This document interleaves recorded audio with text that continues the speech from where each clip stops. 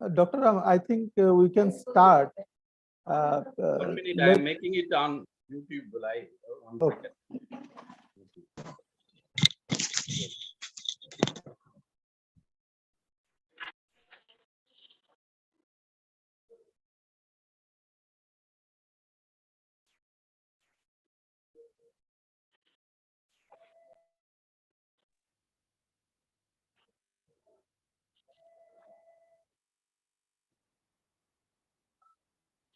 Okay. Good morning, all. It is really wonderful, and thanks to each and everyone who has joined here today, and especially my special thanks to all the eminent speakers who has agreed and come forward. Lakshmi इसको इधर से हटाओ, camera on है. Who has agreed to join, even it is a Christmas day, but I have to thank each and everyone who has come forward to deliver the talk today. Just I wanted to mention few things. So first I will go, then next to me, Mr. Partha Sarvi, and after that, the routine order will go because Mr. Partha Sarvi requested to get some early session. So we will slightly make a change in this regard. Hopefully it will make a day for us since we are having very diverse expertise people along with us. So one person from millet food and products support service providers, another one person chemistry PhD holder, but dedicated his time for the children who can learn better and lead better through the practical experiments which are going to intuit the younger minds to think and prosper well. And Dr. Emmanuel Selvaraj is the innovation specialist, having his PhD from IIT Kharagpur. And Dr. Shamsher Ali, retired Navy person, he is focusing very much for energy conservation, auditing support, and license protection. Myself, Dr. B. Ramanathan, I am the founder and managing director for ACE International Private Limited, Singapore. I am background with biomedical science, started my career in R&D, then moving on to the L&D, learning and development, where workforce skill qualifications are making the change, a huge change for human resources and other developments. So I have incubated myself to transform my career from R&D to L&D, learning and development. Singapore is ideally making the magic through the human resources. That is the only source we have. Then I moved on to the business development for the last 5 years. So we are going to complete our 5th year. That is also another happy moment for me to host this particular international science and technology oriented world, which is making the game change as of now. So I would like to go first and make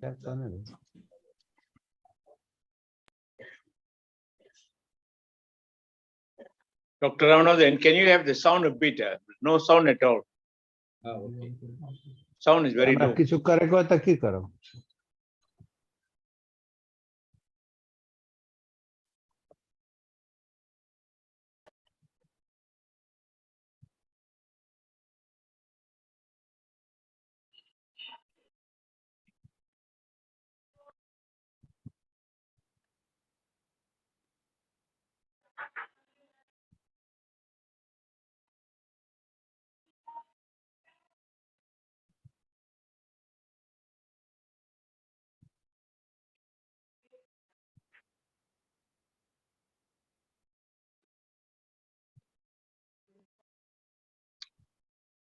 Good morning, all.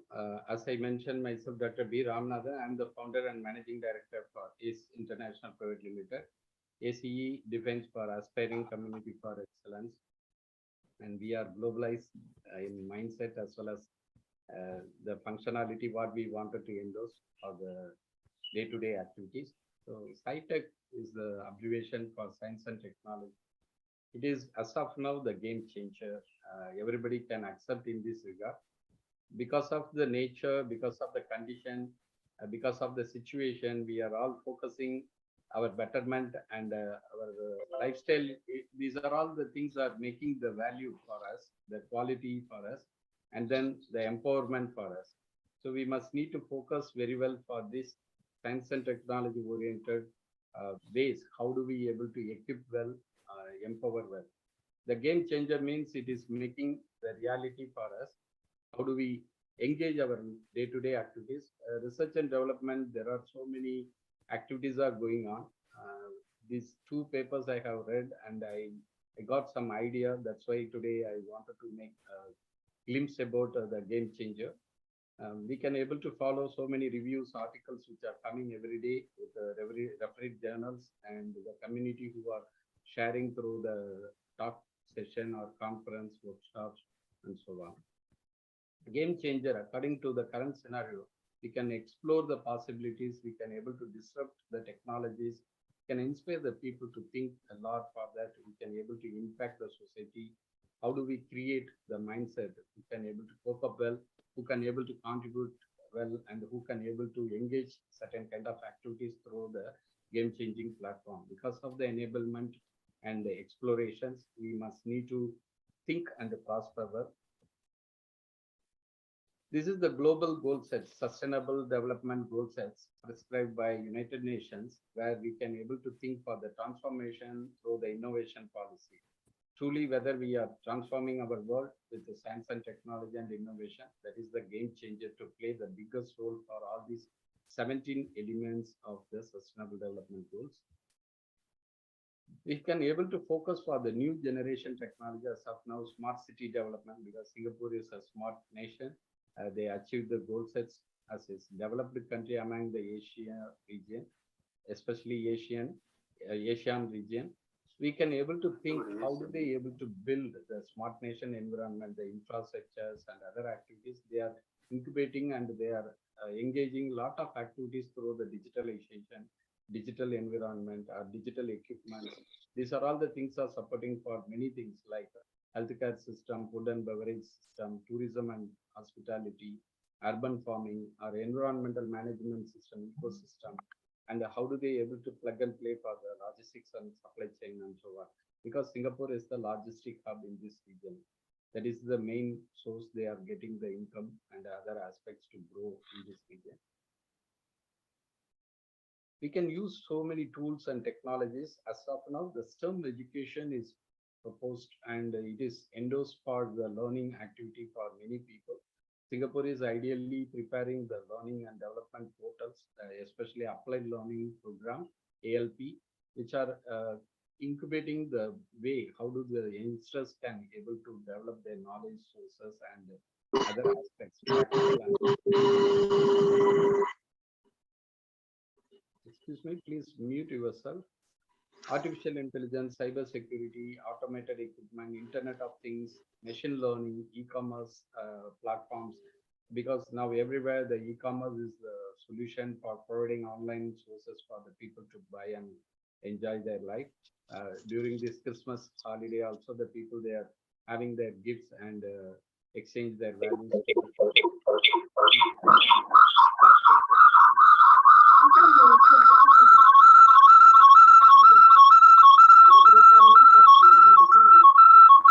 Please mute yourself. I think some disturbance.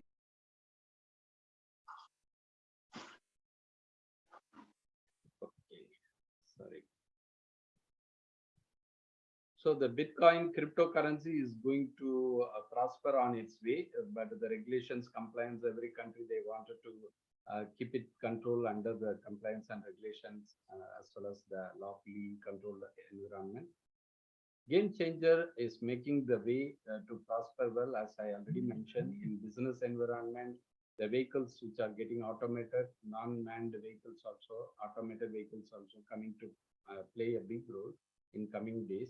Entertainment, because social media, Netflix, YouTube, and this kind of Facebook, Zoom platform, many things are providing the way how do they able to change the values, especially in entertainment parties. Vacations, tourism and hospitality, many people they are endorsing. Healthcare system, or shopping experience through e-commerce platforms.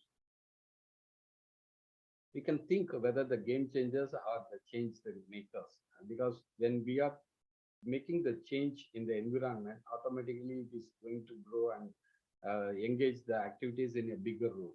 That is the way now we can able to find out many tech giants. They are becoming the world popular richest person as well as richest company.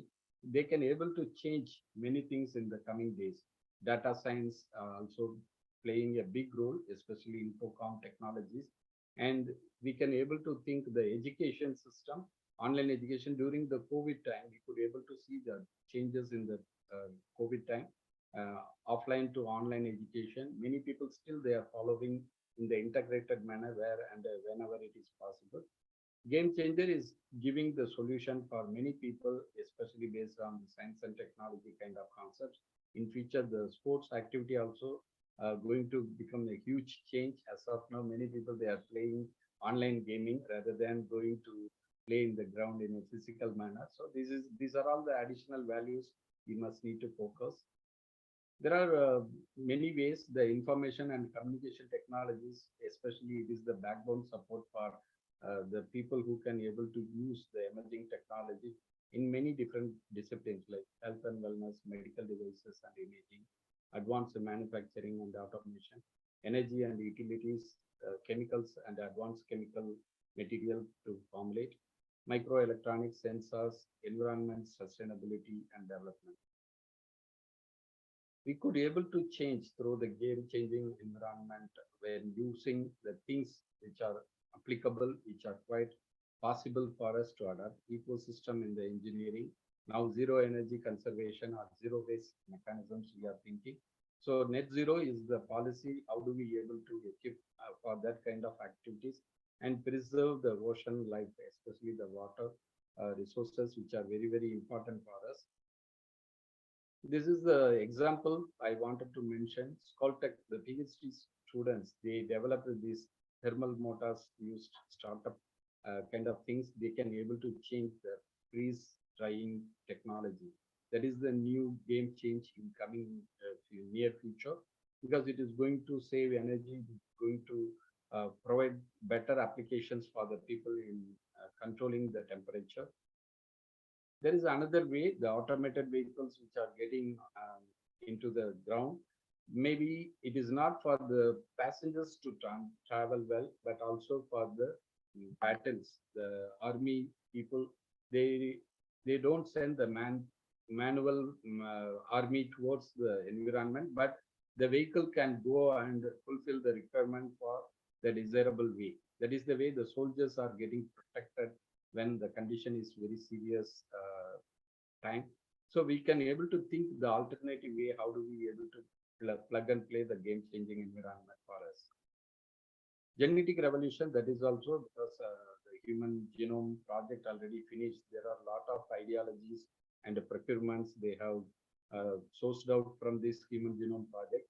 That is the possible way to eradicate certain kind of disease pattern, controlling the disease as well as curing the disease through better molecular therapy methods to adapt. The new game changing for the proteomics kind of things. How do they able to use the visual proteomics, that is making the causative effect as well as the curative things for the cancer vulnerabilities. These are all the values we are looking after a near future. That is the way the integrated solution along with the science and technology is making the huge change in the coming days.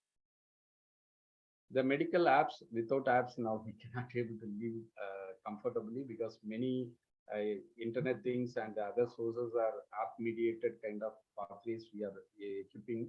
Future hospital is going to make many robotics, automated equipments and all. The imaging things, the capsule like pills are going to enter into the body and taking the image, and it is reporting the current status of the disease condition or the situation. So many apps are providing all these sort of services. Now the startup companies, they are integrating with AI, artificial intelligence mediation in these particular segments. We could able to see the new phenomena, especially the discovery of efficient bio production of useful chemicals, because biosynthesis also going to play a big role, and natural products are going to produce in large scale by using this kind of technology in different levels. That is the way we don't need to go for artificial or synthetic chemicals. So these are all the values we are looking in near future. The nutrition, because without nutrition we cannot live better. Earlier we are very much depending on the natural sources, but we must need to think how do we source out from the resources which are not to be exploited from the earth. So we must need to produce in safe and secure condition, sustain the nutritional importance and balance for each and everyone. Because without food, we cannot get the energy. So technology is going to serve a big role for creating the values in nutrition and supplements kind of activities. Picture of energy sources. Singapore is the ideal case study I wanted to mention here. There are many ways they wanted to produce the electricity. Recently, the government is equipping the project for solar panels, mediated energy sources. They wanted to engage for 30% the production from the solar panel power sources. And then green energy building, green energy sources they are thinking. So these are all the values to go and add on in the near future in smart nation environment. Tech giants, without technology or without tech giants, we could not able to see the big change in the environment. Here, the Google, Amazon, Apple, Facebook are the example just I wanted to show you. The world is looking for the unicorn companies, the 1,000 million dollar, $1 billion worth of the startups, which are getting into the unicorn status. This infographic providing us some kind of glimpse about that. In coming days, every startup they wanted to use the technology platform to uplift their business operations or economic value. So this unicorn formation kind of material sources. How do we think? Because 2015 there were something 18 billion value, that is 8 companies making the 18 billion value. But now, as of recently the 2020 before COVID time, the 22 companies they valued around $75 billion. So this is the bigger change. It will be increasing in coming days. That's the point I want to share with you. So without science and technology, the game-changing environment, we cannot able to think. Smart city, as per the different kind of elements, equipments, infrastructures, and supports, we could not able to think for the smart city or smart nation environment. We must need to endorse all these kind of quality-oriented atmosphere for us. Next one is the education. Singapore is having very good education supports through their the schools, higher education, as well as the research centers are providing the concrete platform for the people who can able to learn and live, and they can fill up the gap of the workforces as per the government or the conditions they are preparing. Then overseas talents are coming to merge together along with these local workforces. They are creating more values for Singapore atmospheres. This is the world's largest automated terminal establishing near Tuas region. So it's completely automated and a very big mega port. So we can think the logistics supply chain, how do they able to plug and play with the automated kind of logistics and supply chain kind of environment. Siemens, they are providing this Microsoft Azure platform integrated together for the smart model factory environment. This is the plant factory in near future going to merge with the plant productions. So we can think the alternative way, how do we able to use the surface of the field? Maybe we can change into the vertical factory like this. This is the integrated and sustainable agricultural environment. Singapore is ideally preparing for that. They wanted to use the sources and resources very calculatively and maximum production to produce in the environment. This is the waste management part.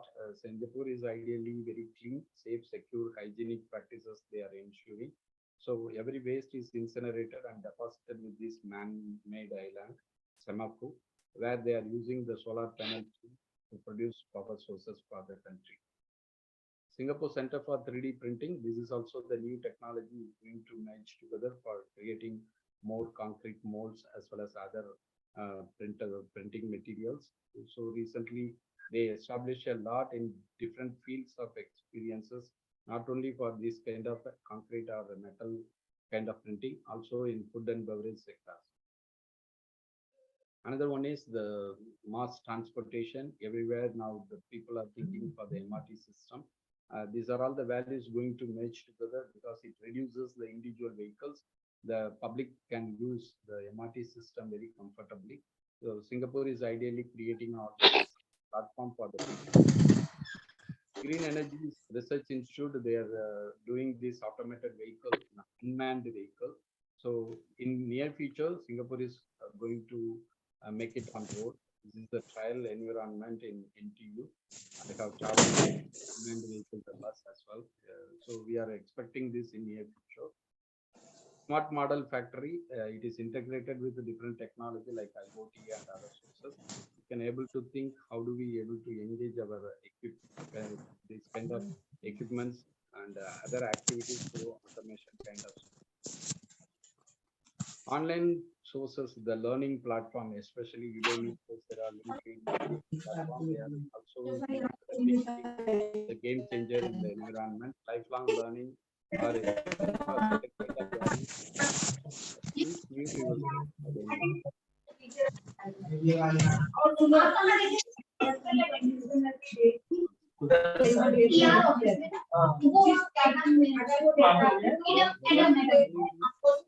Dr. Ram, Can I- please mute all the other participants, please. The cohort also can mute, please.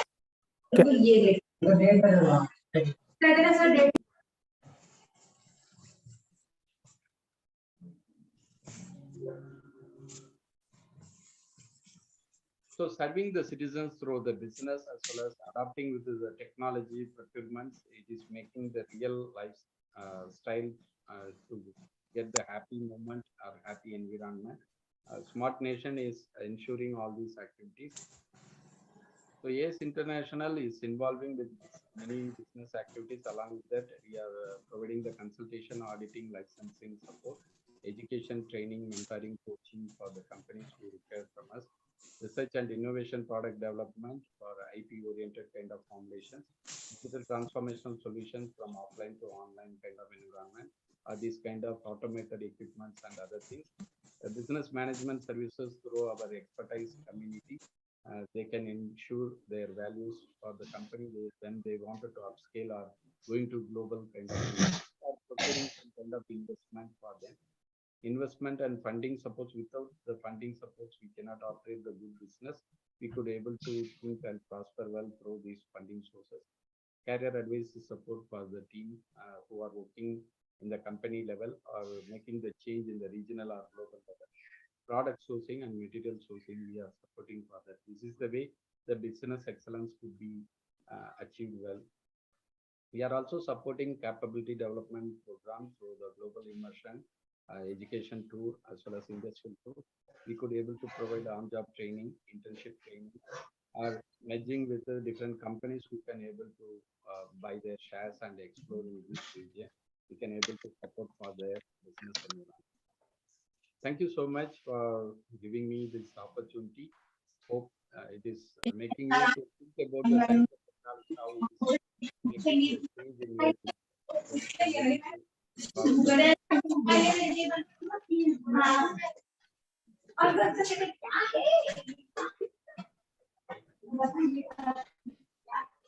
Dr. Ram, can you please mute all the other participants so that some noise is going on? Myself, Shall I start my presentation? yeah, you can. I will make you as a co-host because I was waiting for it. Okay. Because other co-hosts also can mute, but I don't know. I couldn't able to get. Okay, no problem. Now I can. So, yeah, good morning, everybody, and thank you very much, Dr. Ram, for the wonderful opportunity. Good morning to Dr. Dato, my dear friend from Malaysia, Dr. Shanmugam, and also Mr. Jha. So it's a wonderful opportunity for us to showcase the sustainable food security from a nation like India. We are celebrating the International Year of Millets on 2023, the resolution adopted by the United Nations on the proposal of our beloved Prime Minister, Mr. Narendra Modi. So I am here to share the success story of science and technology, how a traditional food can be a game changer in the current scenario, how the traditional farming method can be revolutionized with technology like artificial intelligence and other methodology. So with that, I would like to start my presentation and share my screen with your permission. Is my screen visible to all? Yes, sir. Hello? Yes, sir. Yes, sir. It's available. It's visible. Yeah. Okay. So I am Parth Sarthi Iyengar, founder and CEO of India Startup 360 and co-founder and CEO of Millet Mart Ventures Private Limited, where Millet Mart Ventures is supporting the sustainable development of millet and millet entrepreneurs with the mission to touch 1,000 crores turnover of millet products in the year 2025. That is our mission. With that, we are going ahead with the mission along with two major entities. That is, one is ARDO, Asian African Rural Development Organization, who have got their presence in 34 African and some of the Asian countries like Malaysia and Singapore also. So we have tied up with them with an MOU for this technology transfer, knowledge transfer, and various other things. And also we are working with APEDA, Agricultural Produce uh, Export Development Agency of India. So APEDA is conducting road shows in various countries during the year 2023 to promote the millet. So our vision is to create a powerful agri value chain globally and also ensure agricultural products to get market share in the global scenario. So our mission is again to build up a design to uniform quality maturity model that is similar to CMM, which is their normal terminology known to the software industries. In the year 2000, early when this Y2K problem was to be sorted out, so more people tried to pitch there in the US market, but there is a particular methodology and system that was invented at the time, that CMM. Based on that, that is, we have mapped the quality maturity module to food security, and we have filed up two patents, that is for MMB Food Trust and the Global Agri Value Chain. With respect to Global Agri Value Chain, I would say that we are supporting the farmers right from the seed level and also suggesting a precision farming technology with which the agricultural produce can be multiplied at least 3 to 4 times without using much of the fertilizers and other things. So our target is, the as of date, per acre the yield of millet is around 4 to 5 quintal. That is the traditional manufacture production technology. But we have integrated the IoT, artificial intelligence, and other things, and found out a precision farming methodology which can be deployed, and it has proved that the production can be multiplied at least 4 times. So with this, we are trying to get a better value for the farmers who have been taken for a grand ride by the middlemen and not getting the proper value. So apart from that, what we will be doing is, based on the product, we will be integrating with an assaying system, which is again an artificial based system, where a sample will be taken from different lots, and the quality will be assayed, and we will be suggesting a specific final end product for which the commodity can be used. So with this, what will happen is there is an ambiguity and a chance of the farmers not getting proper price at the mandis. So with our technology, they will be able to decide for which particular market they can take up the particular grain and they can sell it at a better rate. The farmer has got the opportunity to choose the market in which he can go and sell the product. So that is one game changer that we have invented and we have patented it. So with that, we will be tracking the food security aspect and we will be giving the entire traceability of the quality at different levels, right from seed level, then the farm level, then the primary processing, secondary processing, and the manufacturing end. So that is the role of our millet food trust. And with respect to global agri value chain, we will take it further to the level of tracking the produce at the pallet level, then the container level and the ship level till it reaches the overseas market, at which temperature and which condition the product has been transshipped and what is the quality parameter. So this will bring in a total transparency with respect to the quality of the product and the farmer can directly go and sell it to the international market and gain a better rate. A farmer can become an entrepreneur. So we are trying to create more and more agripreneurs. So this particular technology, we have already won 2 national awards and also we are working very closely with ICRA, All India Council for Automation of this advisory board.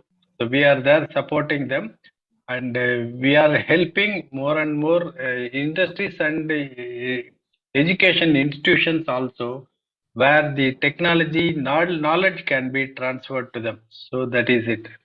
So our aim is a quality and credibility issues we are trying to sort out and bringing the traceability of the millets and millet value added products in that. So we aim to produce credible millets and millet value added products. When I say millet, the product, it automatically implies the other agricultural commodity also.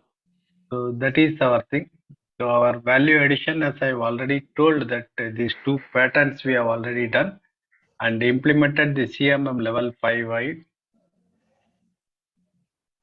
So the technologies what we use is IoT and artificial intelligence, Industry 4.0 and automated blockchain enabled CMM level 5 technology. These are it. So with this, by just scanning a QR code, the product travel methodology can be at which condition it has been uh, produced and what are the quality parameters. All these parameters can be read by the end user and he can be rest assured of the product what he is using. So we are giving that freedom to the buyer also. And we have got the knowledge transfer partners with respect to Shobit University, India, with whom we have signed up an MOU with Ardo and Millet Mart Ventures will be taking up this program throughout in the year 2023 with various other educational institutions also. So these are the project activities that we'll be doing, the precision farming, assaying of grains, forward linkage, market to the industry, then primary processing, machinery to the farmers, and also we are integrating the solar power enabled primary processing equipments, and we are working with various NGOs and also this small finance banks also to take the technology to the grassroots level. So these are the various technology that will be helping with respect to precision farming, that is improving the yield by 4 times, at least 4 to 5 times with the crop planning and production, pest and disease control, and also this agronomy plus artificial intelligence. That is what we call it as the precision agriculture. So this is the assaying technology which I told. Sample will be taken from different lots. Within 30 seconds, it will give the quality parameters, and the test certificate can be automatically uploaded to the cloud, from where it is visible to the entire community, and it will be the part of the traceability over there. So the forward linkages to the market and the industry, the grain quality and the parameters, origin and the source. So this is as per the ICRISAT standard. We have mapped the quality parameters, and we are working very closely with a mandi called Enam Mandi, that is Government of India's initiative. In about 1200 mandis across the country, this technology is being used over there. So the primary processing methodology, which is again traceable, as I told you. The capacity building and the entrepreneurship development is another area wherein we are working. We have developed two programs which can be imparted to the students. One is a 80 hours duration diploma and 160 hours postgraduate diploma programs, which we will be implementing in various universities and colleges. So the 2023 we are taking up, as I told you, by the end of 2025, we wanted to put India on an international arena where the total export will be something close to 1,000 million US dollars. That is our target that we are going with it. So Ordo has identified about 34 countries where we'll be going there and exchanging this technology, and will help the farmers there in African countries with this quality parameters and also these advanced agricultural modules. This is our small team consisting of myself and my friend Mr. Satyanarayan Raman and Mr. Shankaran. He was twice director of APEDA, and he is also in the advisory panel of NABARD and also the Prime Minister's office. These are the two eminent mentors we have. Unfortunately, we lost one of our mentor to the COVID in the month of January 2022, Dr. P. Shekhar. And of course, the former Director General of National Informatics Center, Professor Moni Madaswamy, is our another mentor. So these are the industries whom we have already tied up. Ours is BMQR is an NABL accredited certifying body with whom we have tied up, and we have filed this methodology of this millet MMB food trust and global agri value chain patents, and they are also helping us to standardize the quality parameters with various manufacturers in different areas of India. We have already signed up with 30 plus manufacturing companies, and we are supporting them to take it to the international level, their end products. So that is a small story about our travel. So with this, I conclude my presentation, and maybe we can take any questions if it is available.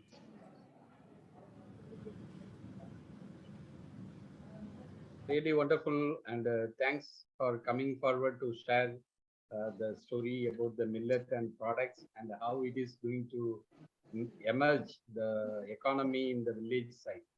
Especially it is add-on value for the byproducts and making the market directly they can able to ensure to sell. That is really wonderful. Thank you, sir, for coming forward. Audience, if you have any questions, have that kind of- sample அனுப்பிட்டாங்க நமக்கு sample அனுப்பிவிட சொன்னாங்க அனுப்பிட்டாங்க. So I have one question.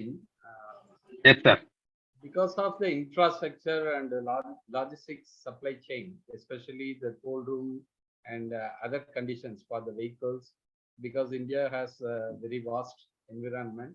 So how do we ensure whether we have any place for the cold room or warehouses to store the products when we are making the add-on value for any other materials?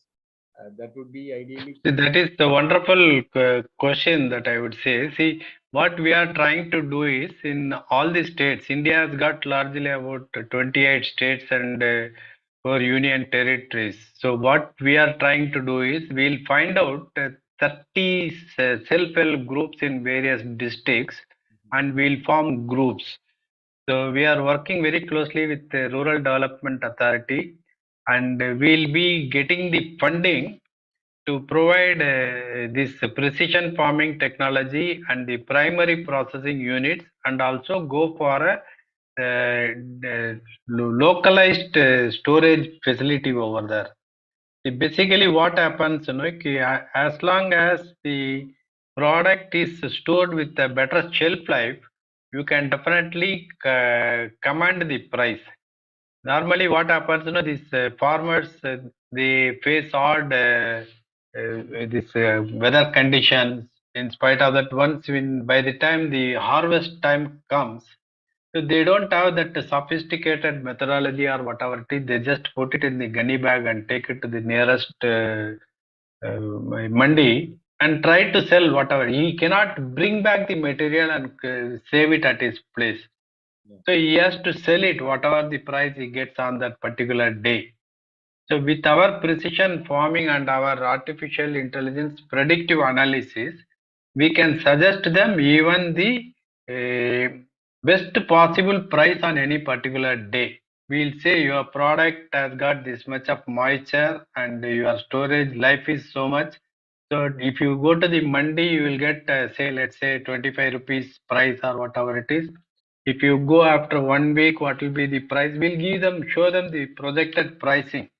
This is totally a blockchain enabled technology where we use the geospatial data, and we also have this collection of data through drones, not only with satellites. With the help of drones also we collect the data and we develop a predictive model with this.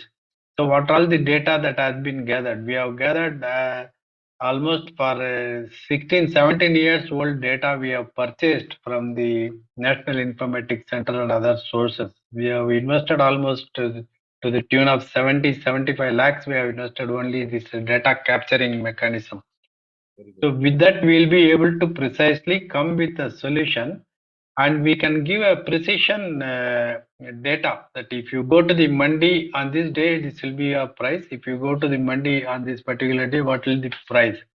So if they have got yes, packing mechanism which is going to ensure at least 2 years of life of the product, they can preserve the material and go to the market and sell it on a particular day where they can get better price. Not only that, we also have a lot of manufacturers. As I told you, we have plus 300 plus manufacturing units whom we are mentoring. As I myself is City and Guild UK accredited mentor, I have more than 7,000 startups from various domains with whom I am interacting on daily basis. So almost 17 to 18 hours my day goes only on attending the calls and giving them the suggestions, and our team work on the specific task only. So with this, what we do is we directly connect the producers of value added products and also the farmers. So they can directly interact and sell the product. We have online portal also, IS360 Millet Mart, where this grains can be traded through that, and also the final products can also be marketed through that. We'll pick up from the manufacturer's point and we'll deliver anywhere in the globe with our delivery mechanism. We have got this 5PL enabled logistic coverage with major logistic companies in India, and we are doing it. And as on date, I would say we are providing their GCC countries. We have already signed up, UK to some extent we have penetrated. US and Canada we are very strong. But along with APEDA, we will be traveling to 17 countries. We are the official representatives of millet fraternity in all these countries where APEDA will be conducting these road shows during the year 2023. So we have identified already 3 buyers there in Indonesia. Last week from 13th of December, one of our director was there in Indonesia. And we have signed up a partnership arrangement, not just a buyback arrangement or whatever it is. We have equity participation in their company also, so that we can handhold them and we can tell them what are the products can be purchased and what are the FDA regulations that need to be adopted. And the same parameters we come and tell the manufacturers, and we have made it mandatory that once in 3 months or so the buyer comes to the country and visits various manufacturing industries over here, so that the seller has got the feeling that yes, I am directly interacting with the buyer and these are the quality parameters that I should definitely integrate in my product. Without this, my product is not saleable. So that broad mindset should come into the manufacturers. Otherwise, it is not there in the case. So APEDA has assured that these parameters will be made mandatory, and the manufacturer has to adopt this technology. So we are not trying to monopolize the things, but we are certainly trying to handhold and pass on the technology to the grassroots level. So over a period of time, I am quite sure that yes, if today we have about 300 people who are following us, I think over a period of time, at least some 3,000 to 5,000 people will be able to follow it. So if that is the case, if it comes as a practice, quality can be practiced. It cannot be tested. So that is the policy that we follow. So I am quite sure way ahead we'll be able to come through. So we are also shortly coming to Singapore and Malaysia also, maybe through the communities. If the people can seek our support or support us through this mechanism, I'll be much happy. Sure. We will talk about that. I hope I have addressed your query. So we will talk about that. Can you hear me? Yeah. Thank you so Yes, much. I can hear you, sir. Coming forward to deliver the talk. Can you stop your sharing? Stop sharing. Stop sharing.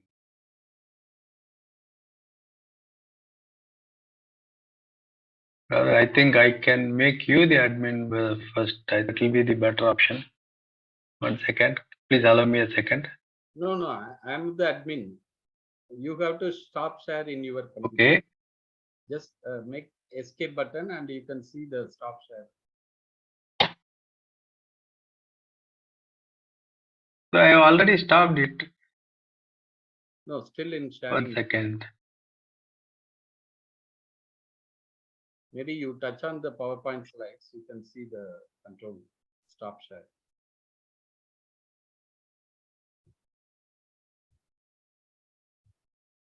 One second.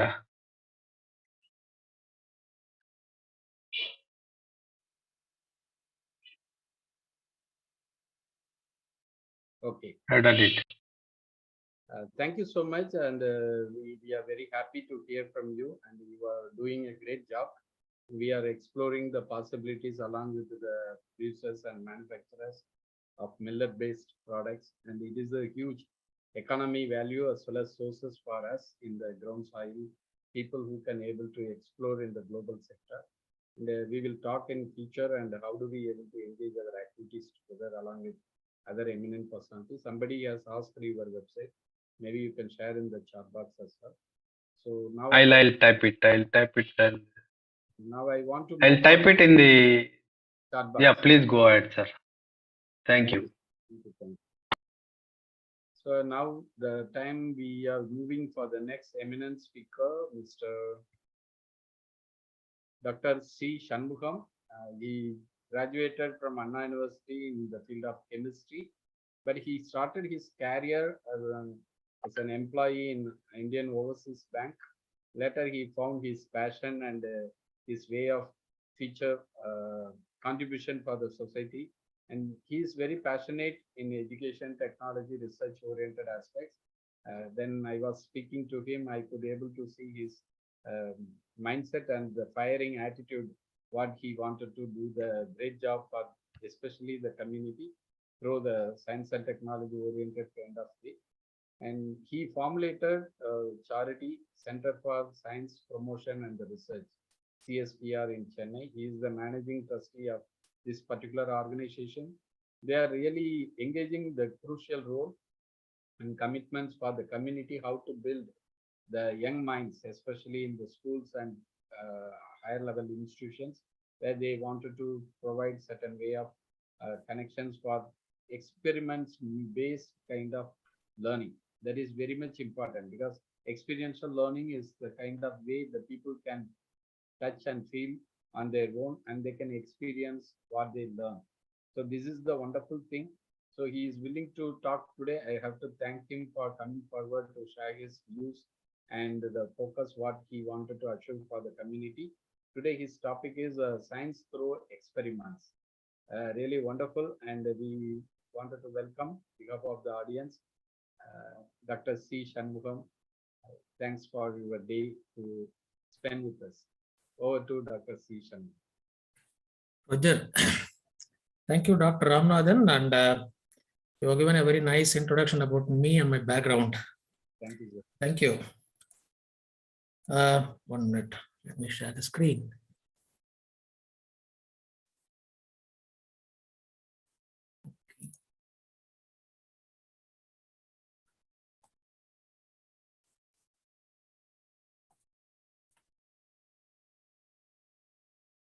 Is it visible, sir? Everybody? Not yet, sir. Okay. Come on. I think I missed it. You can use the share screen. Share screen. Okay.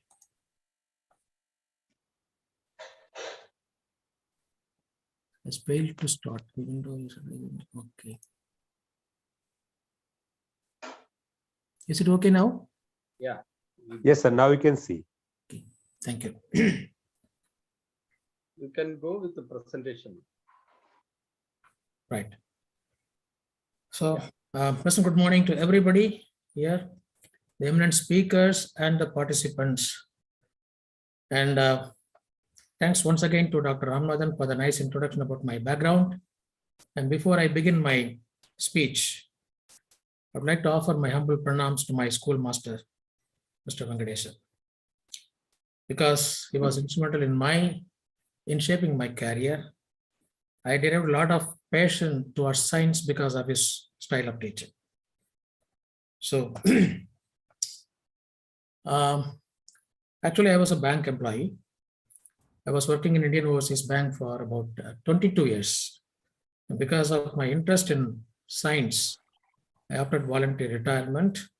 And now, ever since I joined from 1980 onwards, I've been doing this kind of popularizing science among the school children through experiments. And that has taught me very, very valuable lessons, which I want to share with the participants today. Okay.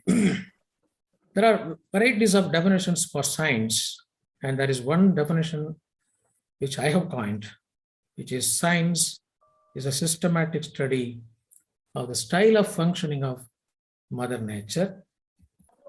The systematic study includes certain stages. And in fact, this is called a scientific method in any textbook, whether it is physics or chemistry or biology.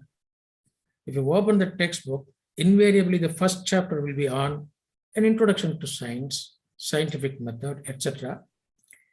And the systematic methods include certain stages like this. The first one is the observation of a phenomenon. And then if something curious occurs in front of your eyes and you want to know why it is or what it is, based on the past experience, everybody can give an idea about the process.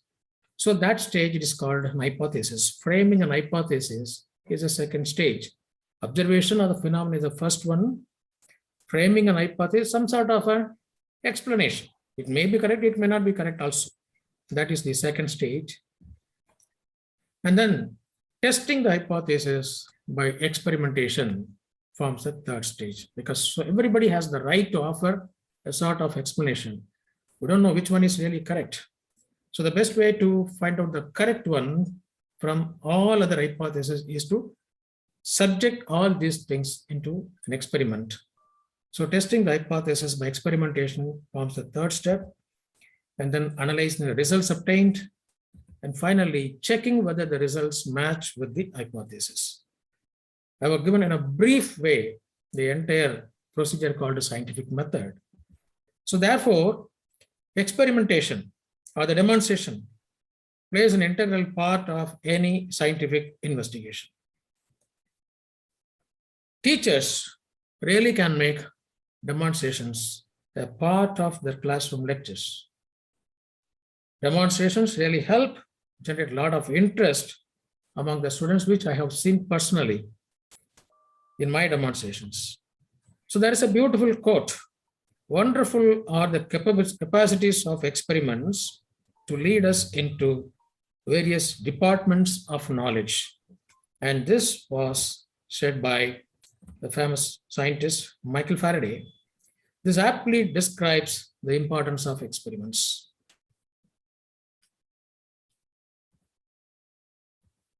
There are certain steps in the way, in other words, why should we conduct demonstrations or experiments? Certain advantages are definitely there. I have classified them point by point based on my experience. The first point is it diverts the attention of the students from the teacher to the experiment performed. Second, if the experiment could produce a sense of awe, a sense of wonder, it raises the curiosity in the minds of the audience. In fact, my teacher used to do this kind of a lot of demonstration when I was in 10th standard. I even remember today in a test tube, he mixed some solutions, colorless solutions, and that resulted in a green color solution. In those days when I was a 10th standard boy, that was something wonderful to me, which is still in my memory. But the question is how to raise the curiosity. That is, my suggestion is do the demonstrations in a different way. Do not follow the conventional way, but do it in a different format. But ultimately, you have to come back to this conventional, and then you have to correlate the different approach and the conventional approach. Because think differently is a slogan suggested by the psychologists to those who really want to become successful in their life. So this different approach could be fun-oriented, playway method, magic-like, mystery incorporated. There are a variety of methods. Of course, it demands a little bit of out-of-the-box thinking on the part of the teachers, but it certainly pays rich dividends, no doubt about it. It not only enhances the innovative, creative thinking of the teacher, but also substantially enhances a deeper understanding of the scientific concepts themselves. So the third stage, curiosity drives the inquisitive mind to know the reason. Once the curiosity is raised, now the student cannot stop unless and until he gets the answer, he won't stop, because it drives him, the science behind the demonstration he wants to know. The fourth step, now, no matter how long the demonstrator takes, normally in a classroom, which the duration of that class for about 40 minutes or 45 minutes, mostly it is talk and talk method. But the students feel bored sometimes, many times.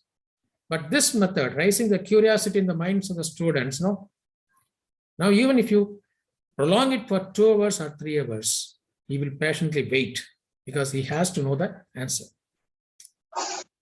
So no matter how long the demonstrator takes, the student patiently waits, interacts with the demonstrator, and clears all his doubts. Fifth one, the process, there is an advantage on the part of the teacher or the demonstrator. The process considerably reduces the stress of the teacher and conserves his energy, because the chalk and talk method drains off the energy of the teacher very much. Even then, there is no guarantee that the student has really understood. So that is one drawback in that. So the sixth point is about the grasping capacity of the student that increases steeply. So there are 6 points. All these 6 points are related to the curriculum. There is an important 7th point also. It's about the psychology behind the curriculum. So, and the psychology is, this is the psychology. If a student likes a teacher, whatever be the subject the teacher teaches, the student will certainly like it. Whether a particular subject is easy or tough to understand is not with the nature of the subject, but how it is delivered. In other words, subjects can't make any difference, but the teachers can. In fact, the role of the teacher is not to teach always, but to facilitate the learning process of the student most of the times by raising curiosity in the minds of the students. In fact, this is the foremost task expected of a teacher. If a teacher is successful in raising the curiosity of the students, I think 90% of his job is already done. The 10% is only giving the explanation which the students are ready to receive. So this is another one point, very important point. Never tell the answer straight, but facilitate the student to know the answer by himself. You guide him. Don't tell the answer straight, because the moment you tell the answer, learning stops. It just remains as a piece of information which the student can tend to forget any moment. But rather allow him to find out the answer by himself. When you do this, you act as a facilitator. The student puts himself into the job, works on that, finds out the answer, then it becomes his own personal experience, which he will never forget. So the point, the mantra to the teachers is never tell the answer straight, but facilitate the student to know the answer by themselves. If curiosity is raised successfully, the rest is automatically taken care of. So quite often, so because of this kind of a interaction, a beautiful bond is being created between the teacher and the taught that goes on forever. And today I wished my teacher, my 10th standard teacher, like that, the bond goes on. And so, depending upon the level of audience, a valid explanation for each demonstration must be presented. Of course, this is a very, very important step, because when you do the demonstration something like a magic way, of course, people will like it. But we are not magicians. There is a basic difference between the street side magician and a science teacher who performs scientific demonstrations in a magical way. You're going to ask the street side magician how he does it. He will never tell the secret, because the moment he lets out the secret, his job is out. Perhaps the person will become a competitor. But the job of a teacher or a scientist is to reveal the secrets of nature. So a valid expression. So apart from performing the demonstration, the reason, the scientific explanation behind the demonstration also should be clearly mentioned. As I told you earlier, this different approach, perhaps the student may not find it in the textbook. There will be a standard format, standard way of doing the experiment in the textbook. This approach could be slightly different. There is a chance for the student to get confused, but ultimately the presenter should say, this is nothing but whatever that you study the textbook, the same concept. Concept cannot be altered. The method of doing it can be within the reach of the demonstrator. So I have done it in a different format. The same principle is working there and also here. That correlation the performer has to give. So this is absolutely necessary when demonstrating to the students. It's good if along with the involved scientific principles, the use in daily life is also mentioned. After all, from dawn to dusk. Not even a single second passes without the contribution of science. So this aspect has to be mentioned, told to the students. So in our daily life, what are the scientific principles, knowingly or unknowingly, we are using? And whether this experiment has got any correlation between the principle that you are using and whatever they study in the textbook. This also has to be given, the correlation has to be given. Visual interaction with the audience during the demonstration is very, very essential to make it very, very live. It should not be monotonous. It should be a dialogue-oriented demonstration.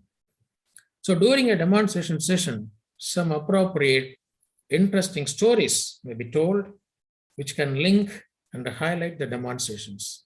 There are lots and lots of, real life incidents in the history of science. Dreams have helped the scientists to find out the mysteries. Long ago, when benzene was, found out, the chemists tried to find out the structure, they could not. And at last, Kekulé had a dream. In the dream, he saw a snake swallowing its own tail. And then he suddenly woke up and he got an idea. The structure of benzene could be something like a ring. So this is one important story. And the another important story which I can say right now is the Oersted, Hans Christian Oersted was performing an experiment. He was passing current through electrical circuit. Coincidentally, a compass needle, magnetic compass box was lying on the table. Whenever he switched on the circuit, the magnetic compass needle also showed a deflection. That aroused the curiosity why this is no connection between this and that. But whenever I switched on and switch off, the compass needle shows some deflection. And he thought about that. From that incident, they found out the magnetic effect of electric current was discovered. So there are lots and lots of such beautiful stories out there. The catalysis, so many things are there. These things will really arouse the curiosity level of the students. So as for example, while presenting some demonstrations involving dyes, tales of discoveries of early dyes can be told. So this, in fact, that is an interesting story. Almost all the Western countries were depending on India for importing the indigo dye. India was the major exporter. We were earning valuable foreign exchange in those days. But what happened in Great Britain, scientist by name Perkin was performing a condensation reaction. Accidentally, a thermometer broke into the reaction vessel, and a little bit of mercury got mixed with the reactants, and suddenly, quite contrary to what he expected, a new product was obtained, and that was going to be the same indigo dye. And this method seemed to be very, very simple and very effective, not involving so much of cost also. So this was put into practice, and the result is we lost valuable foreign exchange. These are some interesting stories behind scientific discoveries are there. So these stories make the demonstration sessions more lively and informative. So when we perform this scientific demonstrations, very, very important step is the safety aspect. Especially the safety aspect is to be given topmost priority whenever we want to perform demonstrations in chemistry. The risk factor in chemistry is more than in physics. Chemistry demonstrations can be fun, of course, really fun, and they add excitement to the teaching of chemistry. However, even the simplest demonstration could be potentially dangerous. In fact, it happened. I have an incident to quote here. After seeing one of my demonstrations, a teacher was so impressed, and the teacher wanted to impress the educational officer during this science exhibition in the school. And she prepared everything and requested the education officer to take this glass rod and touch this wick. And not knowing what is really happening, the education officer did, but what happened, there was a mild explosion and the mixture got exploded, and unwanted things happened after that. So before venturing into chemistry-based experiments, the performer should have adequate knowledge about the chemicals which he or she is going to use, the safety aspect, how to perform, because it's not only his safety or even the audience safety is also involved.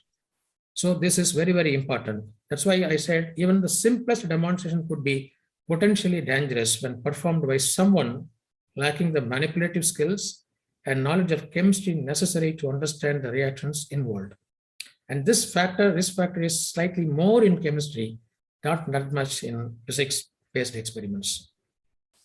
Every precaution must be taken to ensure the safety of the demonstrator and the audience. Just now I told, the demonstrator should follow the directions given for each demonstration and not exceed the recommended amount of chemicals.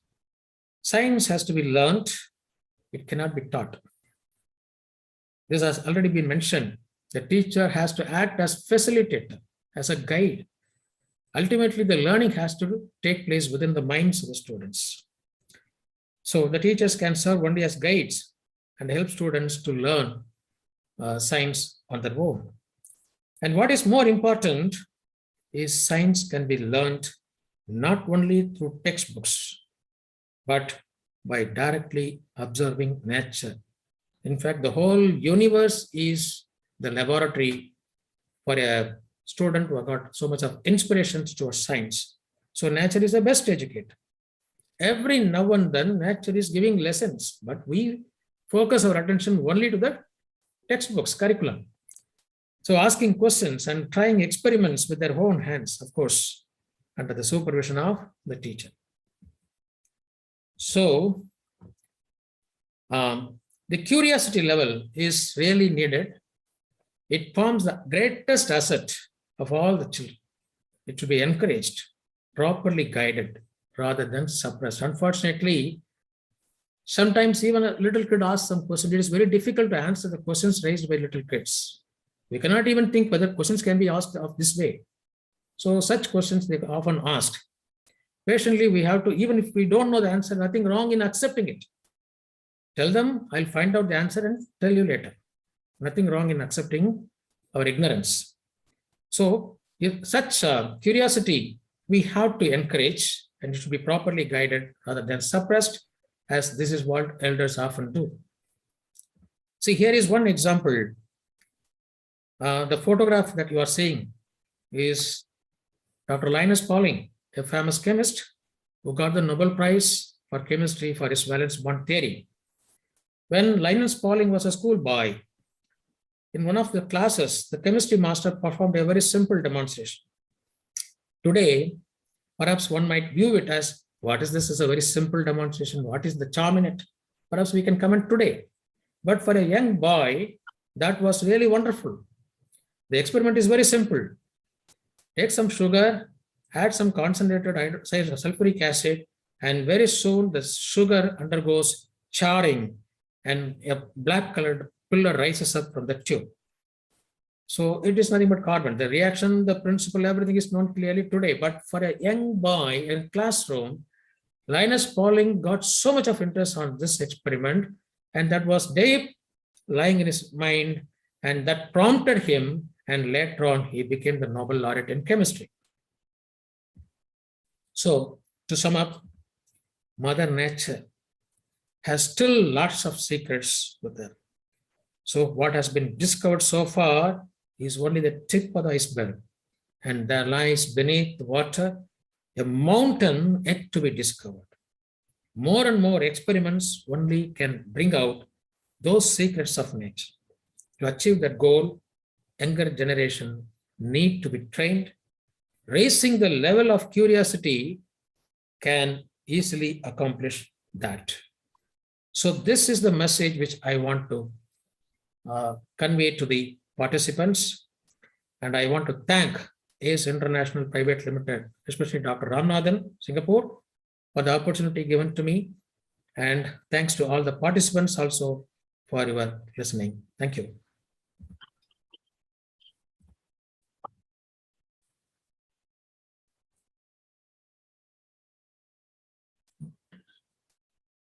Stop sharing. Thank you, sir. It's really wonderful. And young minds always needs to be guided properly and equipped properly, then only we can able to engage the near future to turn around as per our expectations or implementations. Definitely your way of approach and your way of guidance for the youngsters are really appreciable and amazing to catch hold with their dreams to realize. Um, it is open for questions. Anybody wanted to ask any question to Dr. Shanmugam, please?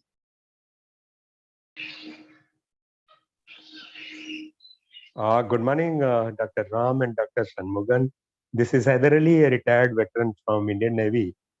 It was really a very interesting talk which Dr. Shanmugan gave, because in the final phase of my last 4 years in service, 92 to 96, I was appointed in our engineering college, that is Electrical Engineering College in Jamnagar. What I want to add to Sir's talk, in Indian Navy and other forces, also Army and Air Force, we adopt one very good practice, which is in line with what Dr. Saab was talking. When we buy any equipment from foreign countries, now make in India, and we are manufacturing many good war technologies, and we are exporting them. But in those days, I'm talking to you from 76 to 92, when we used to buy all these things from outside, mostly from Russia and developing nations. So when we buy 4 ships or 5 ships, so all the equipment which is fitted on board, that one extra equipment we buy for an engineering college. And the classrooms are such designed that the equipment is fitted behind the classroom, in the same classroom.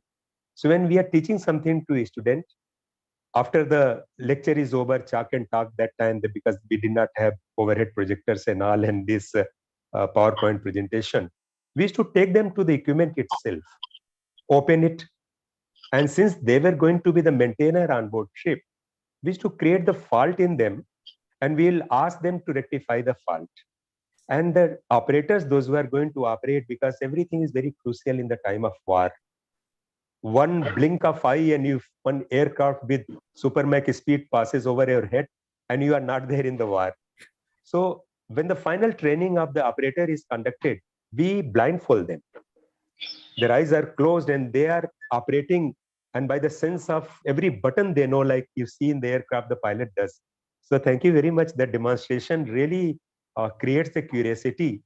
And with that, what you want to actually impart, and one very important line Dr. Savage told, the science cannot be taught. It can be experienced and can be learned. Thank you very much. And thank you, Dr. Ram, for creating this opportunity for us to learn. Thank you. In touch and explore more and more in coming days as well. Even it is the crucial time for us to celebrate the Christmas and that. But sorry for any inconvenience. Thank you, sir. Thank you for your wonderful comments and sharing. Thank you to Dr. Sri Shanmugam as well, coming forward and sharing your thoughts. And we will have some elaborated session as we discussed earlier, so we can able to go for that in the coming year time. Thank you so much, sir. Welcome. So we are going to move on the next speaker, Dr. Emmanuel Selvaraj. He is also a PhD holder from IIT Kharagpur. He is a technology consultant and open innovation architect and founder director of IEL Technologies. IEL Technologies is involved in identifying the technology solutions for technology problems and helping them for transferring the technology between companies and other stakeholders. Couple of technology solutions provided for a client from Kingdom of Saudi Arabia in marketing and licensing out novel and innovative technologies. Example, partnered with an IP licensing company from London on patented technologies in helping companies with idea and innovation management, including open innovation management. These are all the values really required as of now. So we wanted to hear from you as well about your thoughts and sharing how it is going to equip our knowledge sources and performance values. Over to Dr. Imran.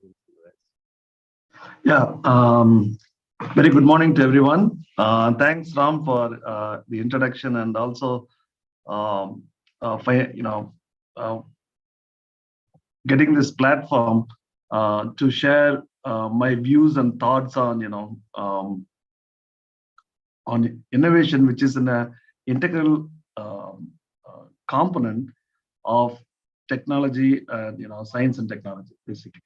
So what Ram presented, that if you take the United Nations science, technology and innovation, innovation is the differentiator which basically put the successful companies ahead of the followers, right? So I'll not take much time. It is all well known with people using different names or different ways that people do innovation. But when we put an organized way, things which we called innovation, because innovation is not an event. Innovation is basically a process. So you start from idea, then you take that to commercialization, right? So that completes and gives what is innovation, right? So I'll just share my screen right now, and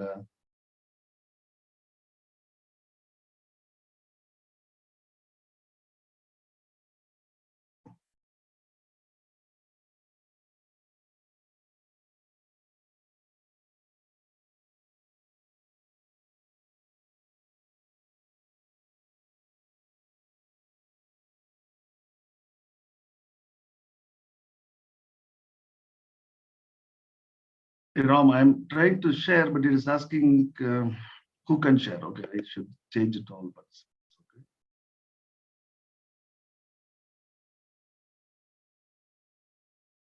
Yeah, you can share because I make you as a co-host. Because I can't I don't have the what do you call? Yeah, but only the okay, not the screen maybe. Yeah. Can you see now? Yeah, it is sharing now. Yes, we can. Okay. Can make it presentation. Yeah, it's visible now. Okay. So if you take any individual or an organization, right? Organization is consisting of people, but if you take any individual, who are successful, they all have a purpose, and having that purpose will have three components again, which I think everybody agrees today, that which will make these individuals successful, or an organization to be successful. So, for example, you take a political leader, or you take a technologist, or a Nobel laureate in academics, or you take a business leader. They all have a purpose, right? So I'm not going into defining the purpose and what people should be. That is something maybe very young age that we need to put that thought process into students' minds, so that they can pick or choose a purpose that for that they can come up with a with a very successful innovation.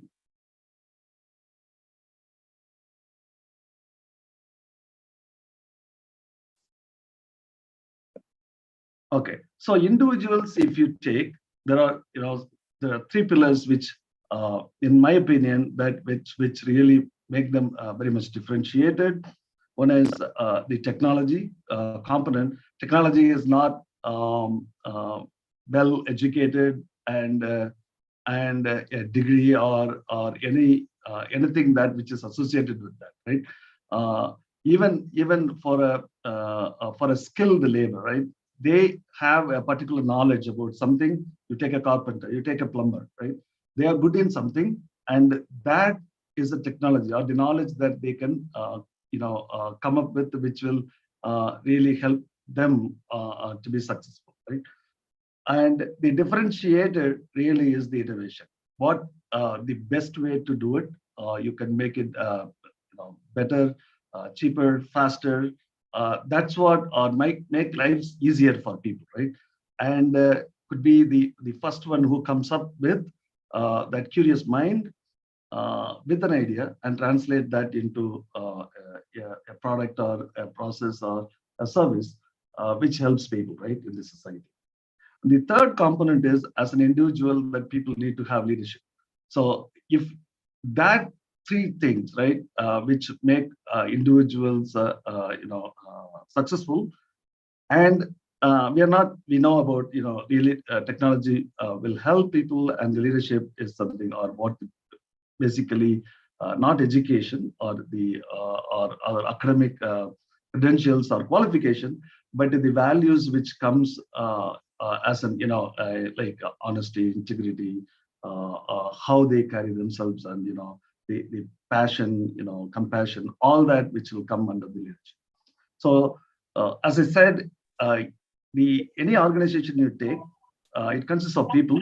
So even organizations which are successful have again they have a technology, and they have they differentiated themselves by innovation, and they have leadership in taking that forward and make that available for people to use, right?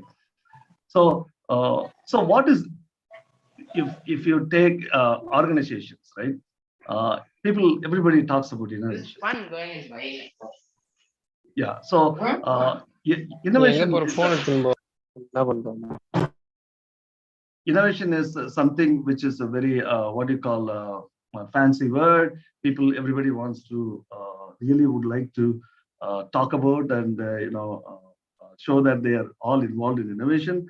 But if you take organizations and see that how most of the companies know about innovation, but really 20 to 30% only people experiment, because innovation is not something which is going to be of a sure shot success, right? Because it's anything which is new, creative ideas, which are going to be really risky for business, and people who are risk averse will not go in that path. So only 20-30% experiment, but really of the people really master it. So only those companies will, or the organizations which really are well ahead of the rest of the organizations in the world. So again, innovation, we all know, people talk about, so what is it really, right? So a very simple way that multiple definitions and everything, even Oslo manual tells that this is the definition of innovation which people accepted. But I personally found innovation is something which you create value in solving world's problem or meeting world's need, if anything that is needed to people in the society, and you solve that and you commercialize, right? So you make it available for people, and which should be affordable, and people should be ready to pay for it. Then only it will become a commercial success, a product, a process, or a service. So an idea cannot, or a creation of an idea, or a curious mind coming up with something, a new way of doing things, it's not innovation. Innovation is something which you convert that idea, make it commercially successful, making money out of it. That's real innovation, right? You can say that creative mind or innovative ideas, but conversion that into practical solutions, and people can use it, resulting in something which will make people's lives easier. That's innovation, right? So that's it. That's the thing that you keep in mind, that you need to create value in what we come up with as new ideas, right? So innovation, again, how is this linked to the all of us in the society? Innovation is linked to inventions, right? People say that the first talk we heard that people to protect their intellectual property or the invention, they file a patent, right? So that is one way of protecting an idea, right? So invention, again, it is not innovation, but it is related to it, right? You exclude others not to use that, so that it gives you protection for a commercial success. Then you have, even if academic success, innovation is linked to, or as I said, any challenges in the society that, innovation can help people, which will impact society, it will impact your business, and also it gives for a country economic advantage.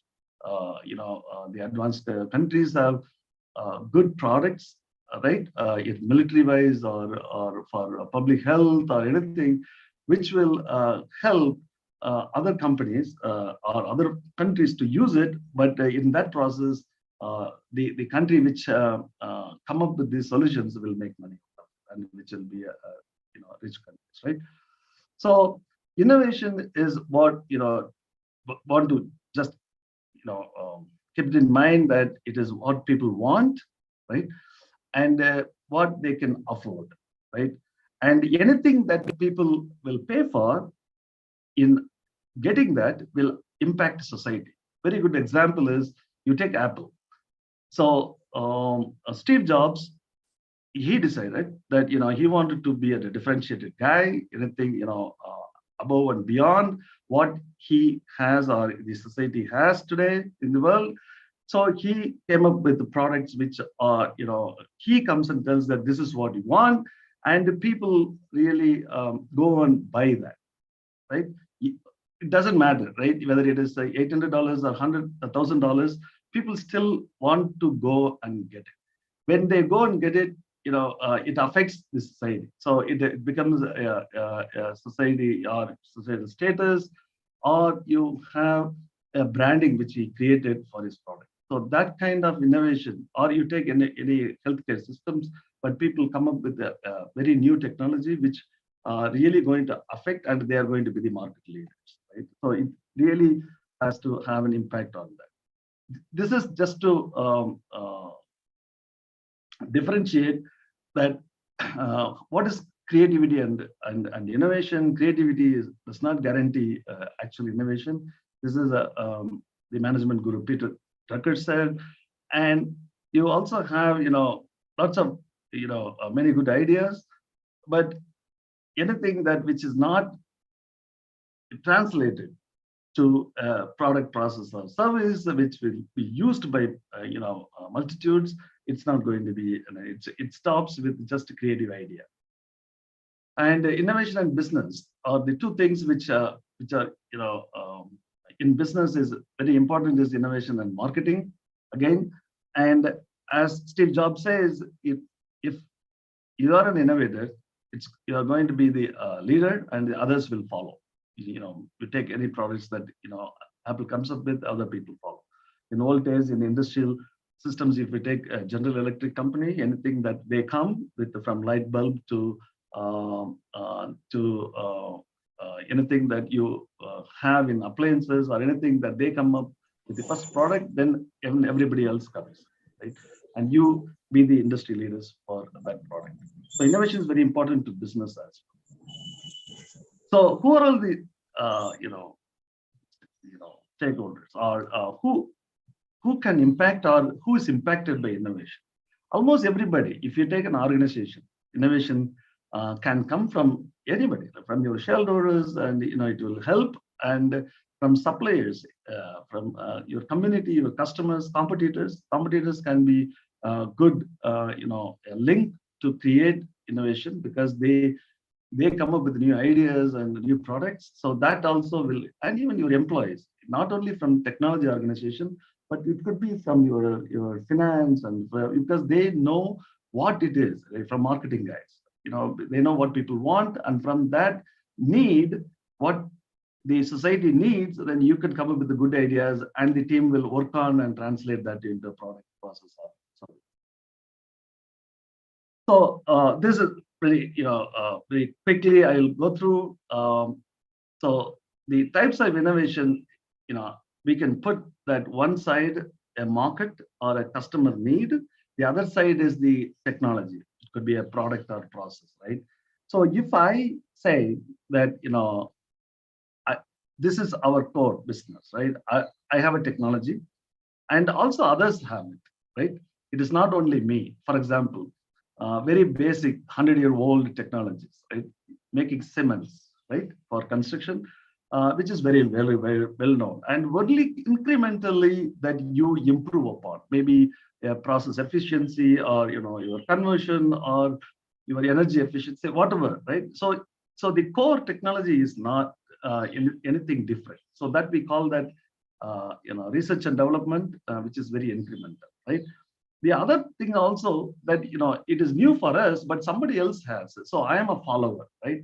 So that kind of so you already people are using, some competitor is using, right? They have and I don't have, right? So in that combination, people continue to work on, right? So that is also incremental innovation, right? So then what is the disruptive, which is the technology that I don't have, no one has it, right? I don't have, my competitor doesn't have, people don't know what they want, right? I am going to tell this is what good for you for the market. Then I come up with that technology, right? Then that combination is going to be called radical innovation. So it is something new, right? No one thought about it, but you come and say that this is what is good for you, and I have a solution for it, right? So these are very basic two types of innovations. One is incremental innovation, and the other one is radical innovation. Then what is the time frame, right? If you have this, if you are coming from a product, I am from GE Plastics, General Electric company's one division. It used to be 13 businesses in General Electric, and plastics was one of the verticals. So where we make products, we make plastic pellets, right, for automobiles or electronics, healthcare, anything which you see engineering thermoplastics in day-to-day life, and GE Plastics was the supplier for those products, right? So in that time frame, if you take the already technology need is defined, then you work on right, market already knows, then you work on basically normally it takes about 1 to 3 years, which are short term. But anything that you really come up with something new for the market as well as the technology is new, then it takes normally 5 to 7 years to come up with a product or a process. So this is a framework, not necessarily. For example, today, if app development or a software development or anything which is an enabling technology, not manufacturing, but it is from the computer, from your data crunching and all that. Maybe 3 years or 5 years, 7 years is too long, right? So normally people are on their toes. Every 6 months, you need to come up with a new, right? Then only you can stay ahead in the marketplace.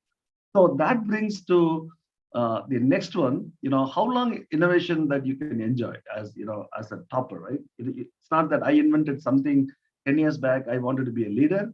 That era is gone because everybody is pushing you that you need to come up with, because everybody is coming up with their own new innovations. So if you take a market share or a revenue as a growth, and if you take time, then this is what S-curve, that you start from a startup, introduce, you are the first one to come up to the market, then you scale up, then your revenues goes really high, you have in the growth path, then there is a transition because it is slowing down, right? Then it becomes obsolete, because either you yourself have to come up with the next S-curve, or one of your competitor or even a startup can come up and challenge your technology or your innovation so that they will start their cycle. So you can really be on your toes, right? If you come up with something, you cannot stay, there. You need to move ahead further, improve further upon that technology so that your innovation cycle is, again and again, you will be ahead of the race in the marketplace, right? So that is, yeah. So that is what I thought for about 20 minutes time that we can cover today, right? Then before I thought, I'll close. I'll just see what is IEL technology, right? That is something which related to what I've been doing. So IEL Technologies was basically a consulting company. Our purpose, when I started in 2016, mid of 2016, when I came out of GE or SABIC, which acquired GE Plastics earlier, is like, we want to really develop partners in finding answers. So there are two things, right? So either you create your own technology and go and take that and commercialize. That is one component which we do. We have partners for that. The technologies that we create are very new, futuristic. So they are patented in India as well as in PCT, in world patent. Then we wanted to take that because we are not in a position to commercialize, and we don't want to get into commercialization, which involves lots of cash, and also you need to be known in the industry. So we are very clear that we don't want to. We want to license those technologies outside, right? Meanwhile, we also have another component where people have technologies outside of the country. We wanted to take that and look for partners who might be interested in those technologies.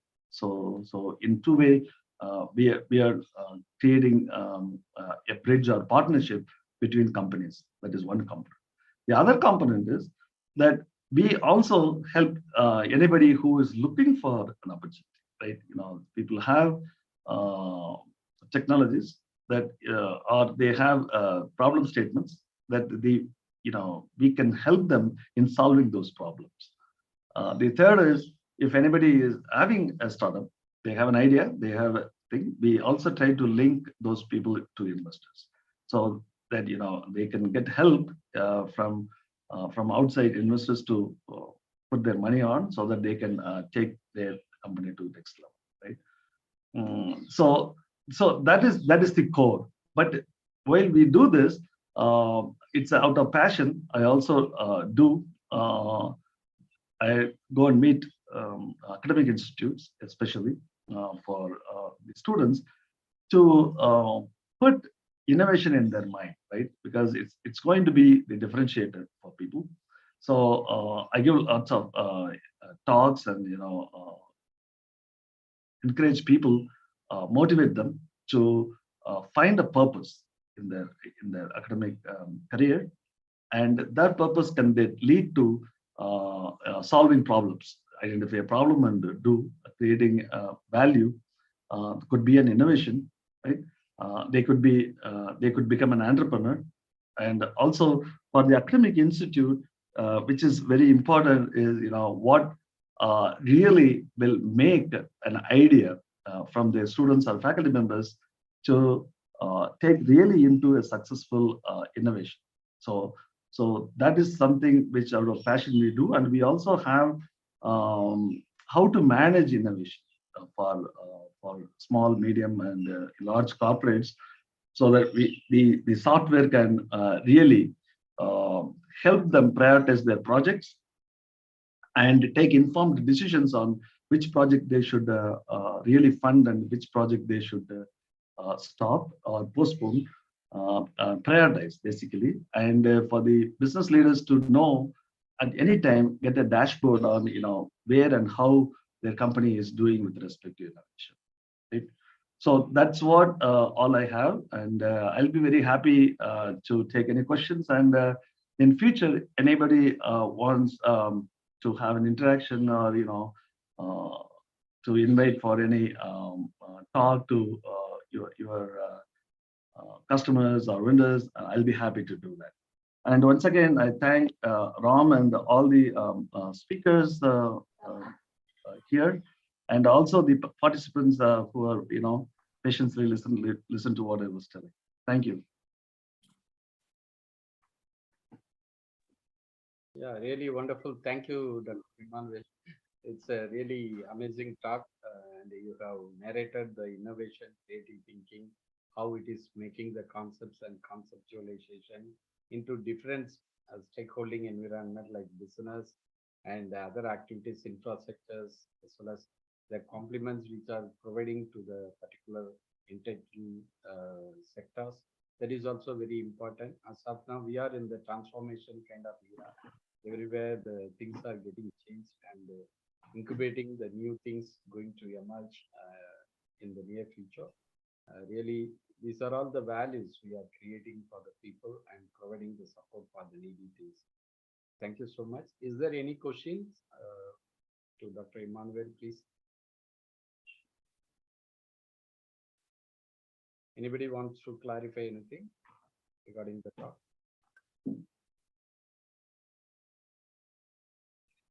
I hope everything is fine.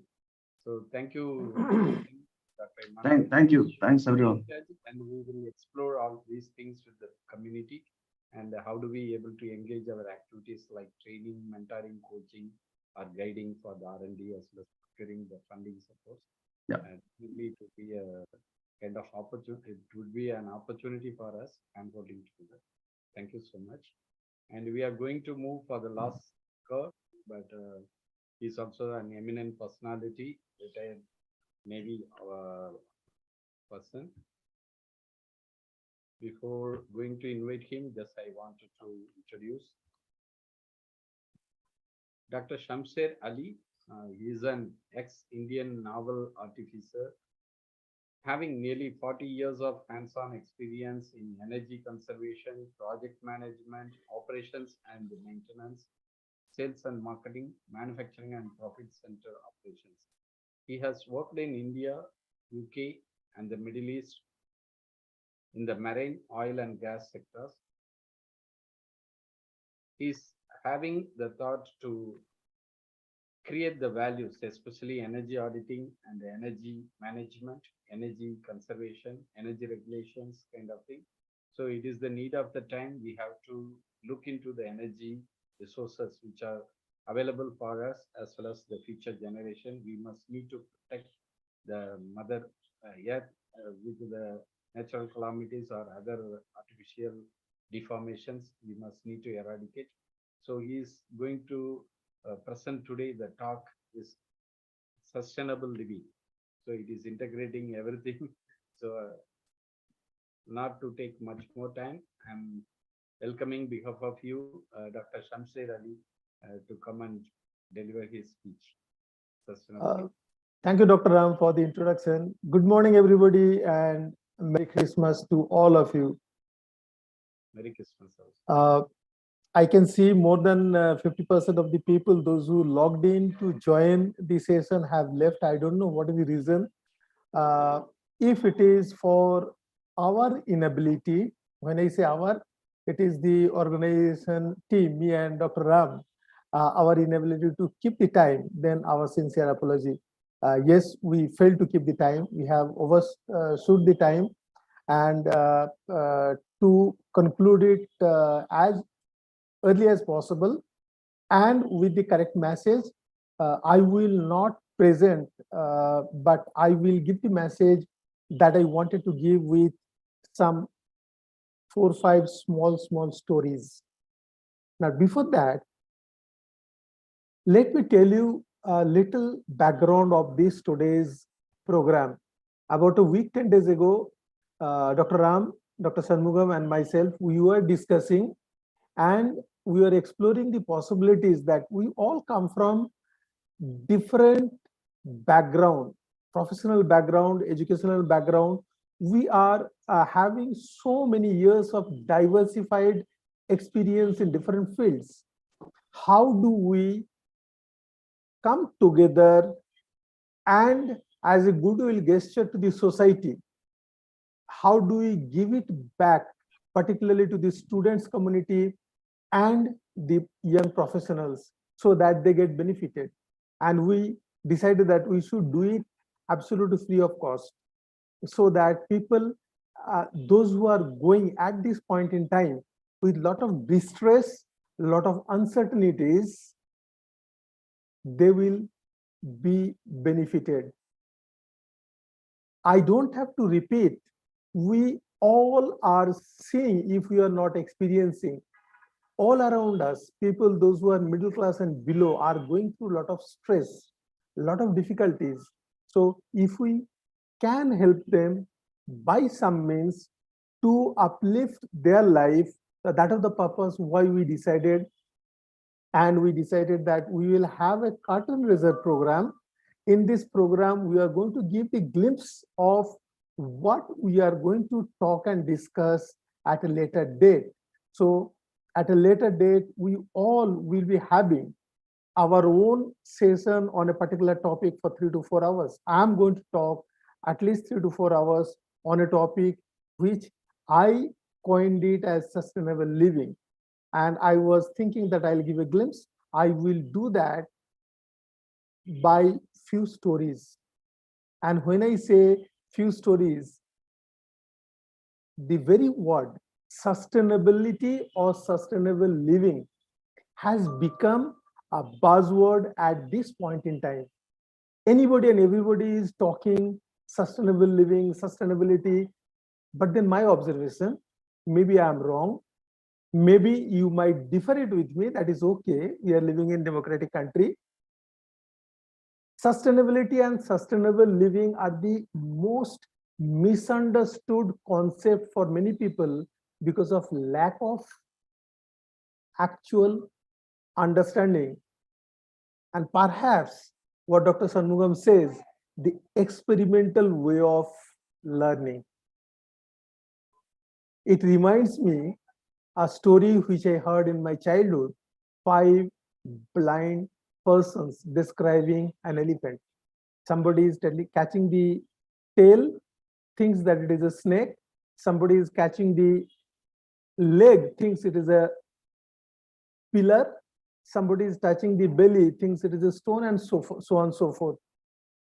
Nobody is wrong. But as a whole, they are wrong because they are talking from their own perspective and not a global perspective. We need to understand the sustainability and sustainable living on a global perspective. If we don't do that, then we all are really working in isolation. And to do that, we need to understand why sustainability and sustainable living, which was not at all thought about 50 years ago, has become a critical subject today. Why? If it has become critical, then who created that? And if we agree that it is we who have created, then we need to ask ourselves what we need to do to undo all that wrong, all that mistakes we did it in the past. And this is where I'll speak specifically for on 2 things. One is carbon space availability, which is diminishing at an alarming rate. And second, the diminishing of world known fossil fuel reserve. Let me talk about world known fossil fuel reserve, because that is where we can connect straight away ourselves. Fossil fuel is coal, oil, natural gas. These are all fossil fuel. It takes thousands and millions of years to form by Mother Earth, and we take just few years to extract and use it and finish it off. Till 1970, early 70s, 73, 74, everything was hunky-dory. We had enough coal. By then, Middle East oil was the latest acquisition. Developing countries were not developing at that faster rate. So the supply was much more than the demand. And as the developing countries picked up the industrialization, the usage of fossil fuel, mainly coal and oil, accelerated. And then what happened? The first world energy crisis was experienced in 1973. And that is when the people, the politicians, everybody came out with a solution, that demand side management. What is demand side management? You manage it at the consumer end. And the mistake people did at that time, technologists or non-technologists, everybody thought that it was a two-dimensional activity. The authorities, government, politicians, they should allot fund, and engineers and scientists and technologists, they should develop the technology so that we will be able to bridge the gap. What happened? It was a cat and mouse race. Ever since, we are trying to bridge the gap and make it zero between the demand and supply, but then it is never sustaining. It is the moment we need, let us say, so much, we come here, it goes up. We come here, it goes up. And that is what was happening. Then came 2007. The people realize that there is something wrong. If I am able to bridge that gap, make it zero, then why I am not able to keep pace? And that is when the realization came, particularly in the people, those who are into research and development. They realized for the first time that it is human behavior that is missing. An equipment which may be having highest efficiency level, two such equipments will not consume the same amount of power for doing the same job, operating at two different places by two different individuals. The reason is two different individuals. Their usage behavior is different. And that is where third dimension came into being, that we need to bring in the third element to educate people. The research shows whatever the world-known fossil fuel reserve we have got as on date, and the way we are accelerating our consumption pattern, the known fossil fuel reserve will not be available by middle of next century, or at the most end of next century. Then what will happen? If we have to sustain the same development and growth, then we need to have replacement of this energy. One might think renewable is the solution, but then let me tell you, renewable is still far away from what it takes for renewable to replace 100% fossil fuel in another 100 years. It will fall short. Then what will happen?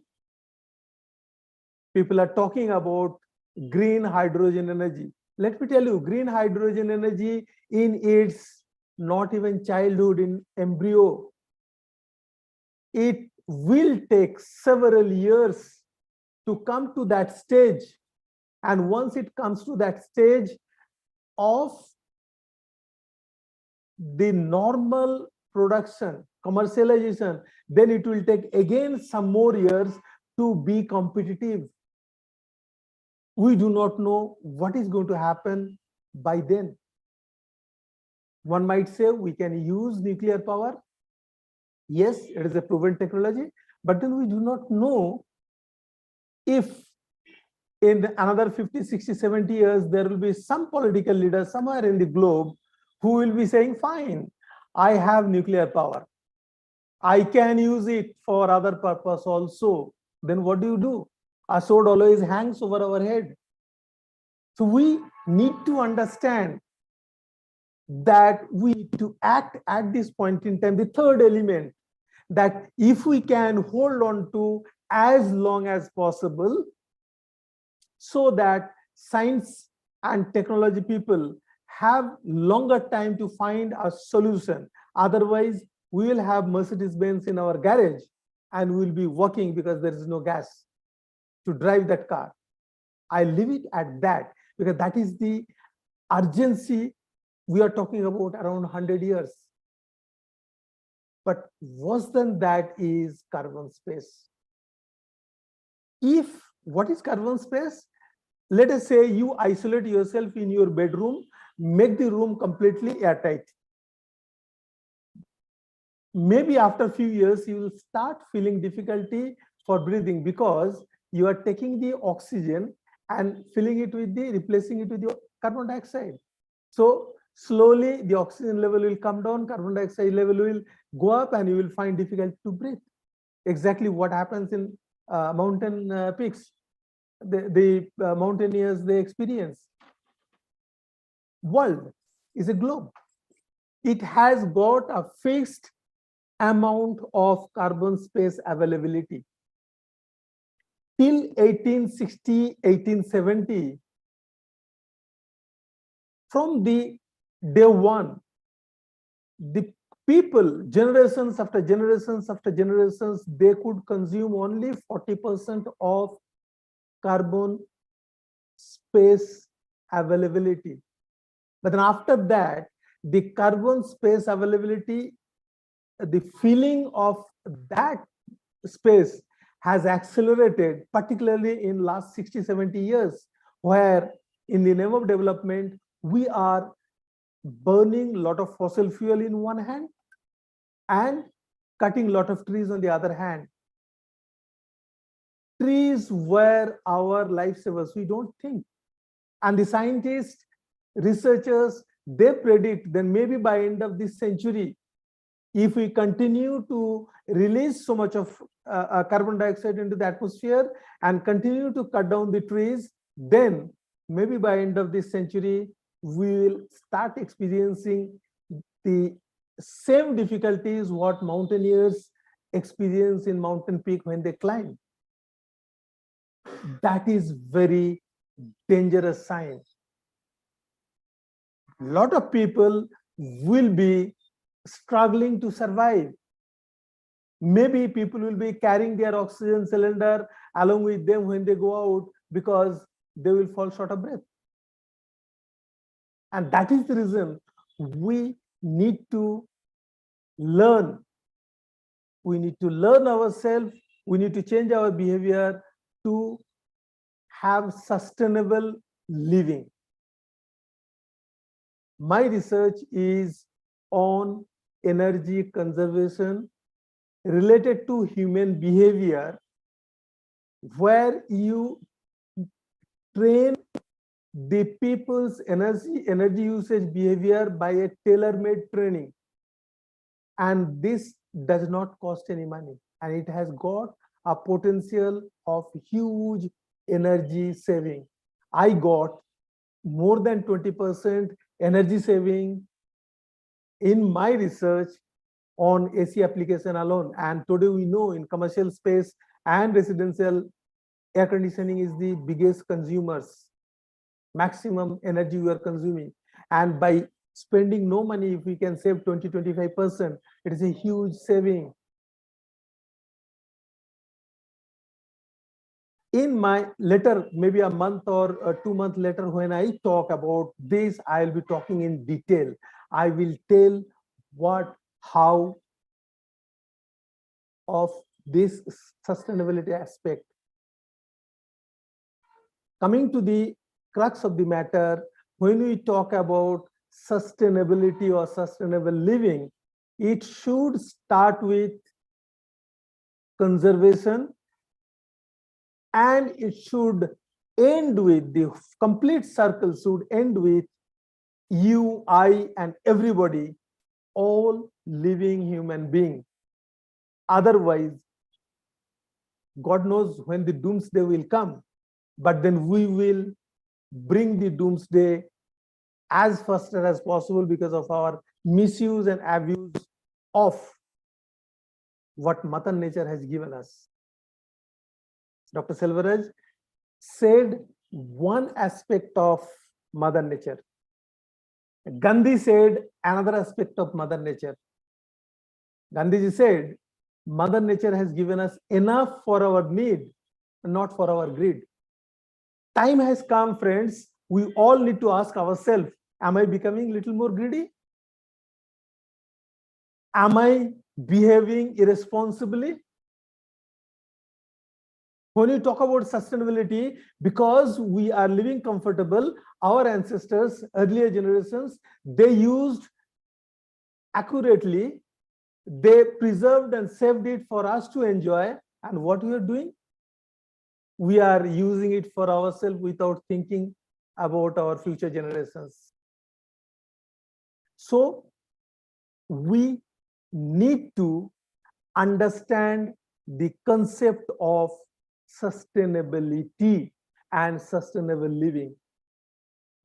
My way of defining sustainable living is, it is a practical philosophy that aims to reduce personal and societal environmental impact by making positive changes which counteract climate change and other environmental concerns.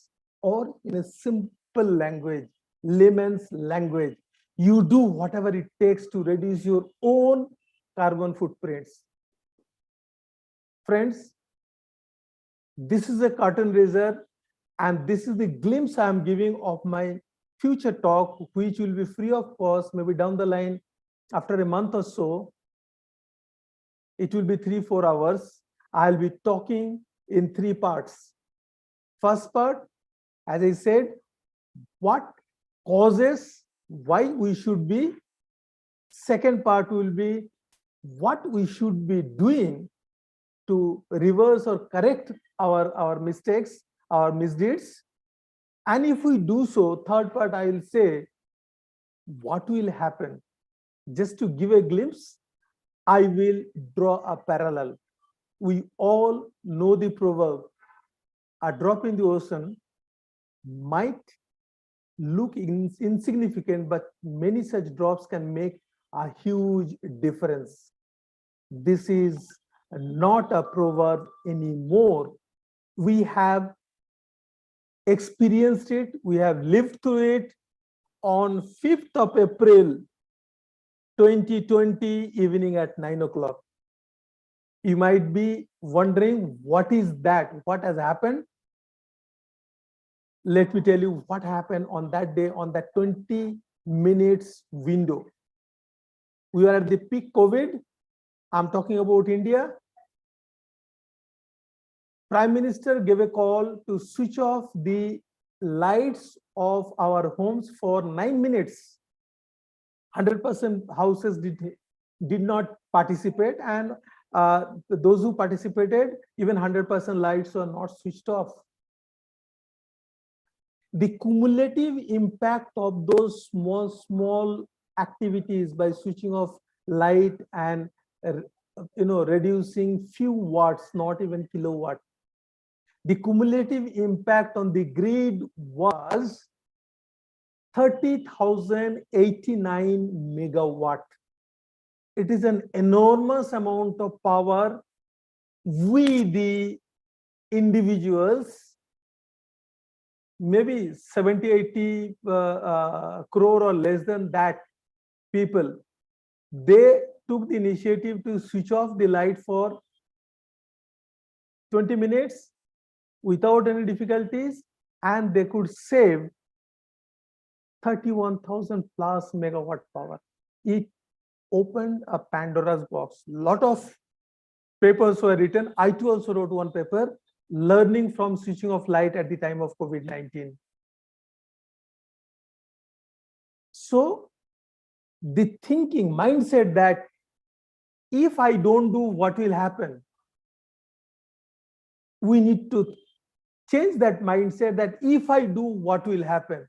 If I do, then similarly like me, other does, and if everybody does, the effect is 20 minutes, 31,000 plus megawatt savings.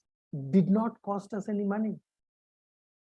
So we need to understand that United Nations has taken initiative for environmental sustainability training. It has set 17 goals, which Dr. Ramanathan showed in his 4th slide, if you recall. The event body is taking a lot of initiatives, lot of activities are going on. We need to understand ourselves because it is for our survival. We need to accept, learn, and put into practice. So friends, with that, I end my talk. But if you want to have a bigger picture, if you want to learn and educate yourself free of cost, down the line, I'll be talking for 3 to 4 hours on this topic and subject. And similarly, Dr. Ram, Dr.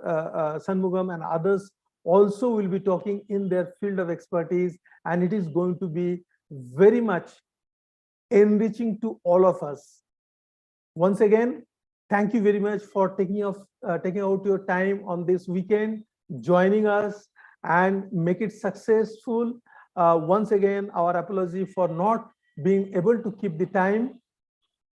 And I hope you will be carrying the message to share it with your friends and family who will be able to take the advantage when you actually get going with the actual programs. With that, I end. I would request Dr. Ram to close. Thank you. Really wonderful, Dr. Ali. It is the need of the time. We have to think how do we able to equip well for the global sustainability development goals prescribed by United Nations, along with the sources and resources what we have in Mother Earth. We should not make it exploited. So we have to give for our next generation. That is the voice loudly pronounced everywhere. The Singapore government also exploring the possibility of carbon footprinting, carbon emission control. That's why the vehicles and other things they wanted to switch over to electrical vehicle. And the way the compliance regulations for the governance, they have to equip for these kind of activities everywhere. So the future generation, especially Dr. Shanmugam mentioned, the young generation, we have to think of all these things with the topic what we cover. It is really wide range of topic. We don't have sufficient time. As you mentioned, we are exploiting because every topic is consuming a huge resources and huge materials, but we are making a glimpse today because we wanted to go for series of talk by providing each and every person for 1 hour or 2 hours of the session. So we don't want to make you to get hectic things, but we want to go one by one. This is the kind of way we are planning. So next year we will start the new series of talk, engaging one eminent person as per the talk session. So we could be able to explore a lot, and we can be able to formulate the network because the eminent personalities can able to handle together whatever the possible way they can able to think and prosper as per their desirable opportunity to handle together.